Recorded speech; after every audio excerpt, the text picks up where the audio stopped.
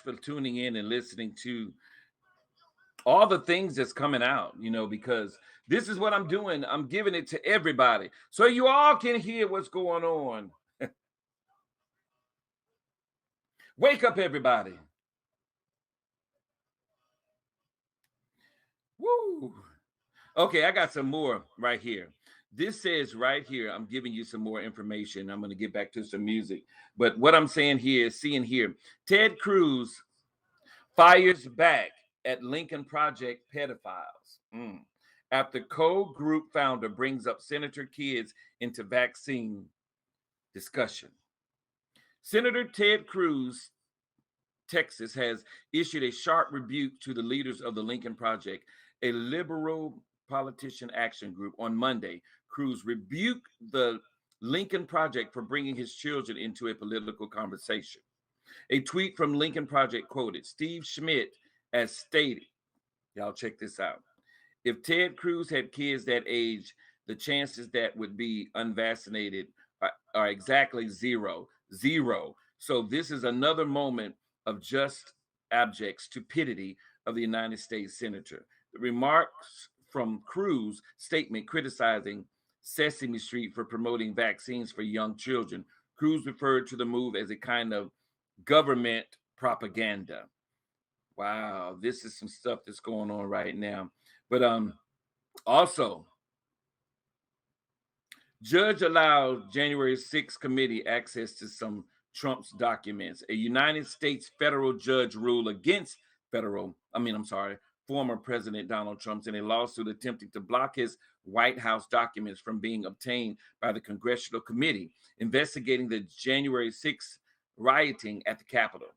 Attorneys for Trump argued that his documents from his one term as president could be protected by executive privileges, despite current resident Joe Biden refusing to extend that protection. Wow, this is a battle, man. This is like back and forth. It's like kids. Gosh, you have all this going on when all this is going on in these streets. Wow. This is some crazy stuff that's really happening in our world right now. Morgan Artagas grills shifts over Steele dossier. You spread disinformation yourself for years. That's what she just said. Disinformation. Wow. Former State Department spokeswoman Morgan Ortagus grilled Republicans Adam Schiff during Tuesday's episode of The View on ABC over Schiff past promotion of the now widely discredited Steele dossier. You've been really prolific over the past years, being the head of the Intel committee, and you defended promoting. You even read into the congressional records the Steele dossier, Ortega said. And we know last week the main source of the dossier was indicted by the FBI for lying about most of the key claims in the dossier. Do you have any reflections of your role in promoting this to the American people? She asked. Schiff immediately deflected by attacking former President Donald Trump, despite not being asked about Trump, and by continuing to promote conspiracy theories related to Russia. But you've made false spread disinformation yourself for years by promoting this, Ortega said. I think that what Republicans and what people who entrusted you as the Intel committee chair are so confused about your culpability in all this. Schiff refused to accept the premise of Ortega's questions and claimed that it was impossible to have foreseen in advance that some people were lying to Christopher Steele about political gossip.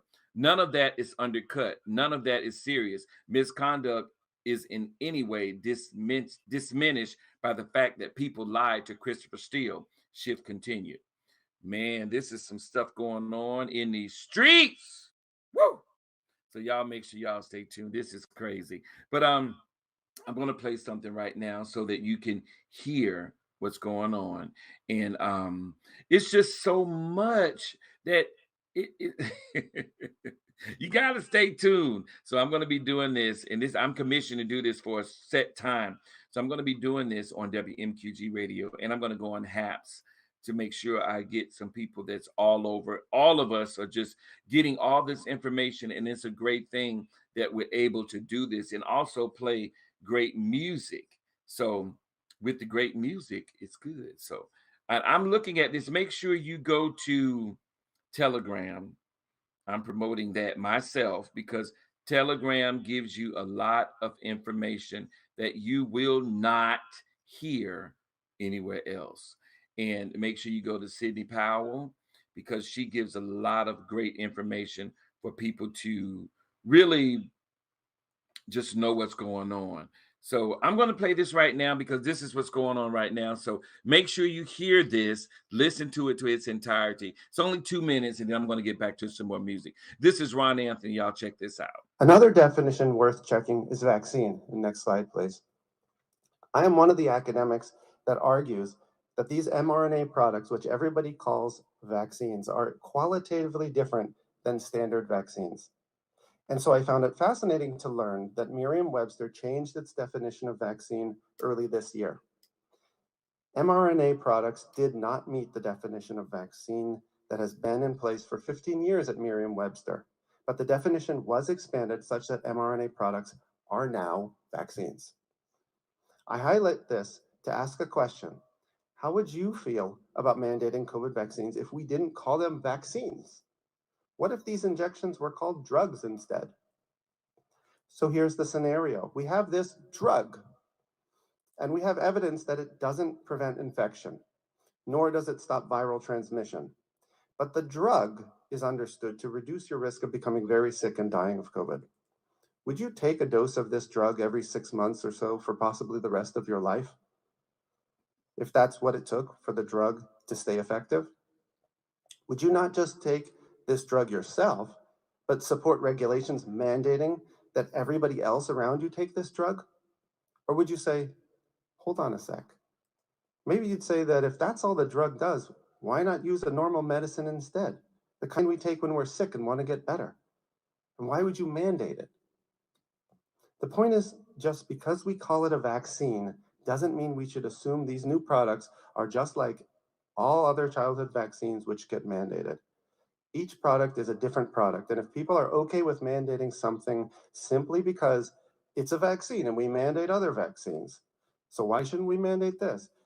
I think it's time to inject some critical thinking into that conversation, and that is what I hope we're doing today. Thank you. Wow. So you've heard that, man. So I just wanted you all to listen to that. This is Ron Anthony. I'm going to get back to some more music. Make sure you go to WMQGradio.com. I love y'all. This is Ron Anthony. Just a little nugget. I'm going to come in and out until I find out if I can actually be on the radio and on HAPS playing music. So if you know that answer, please shoot me that. All right. This is Ron Anthony. I'm leaving.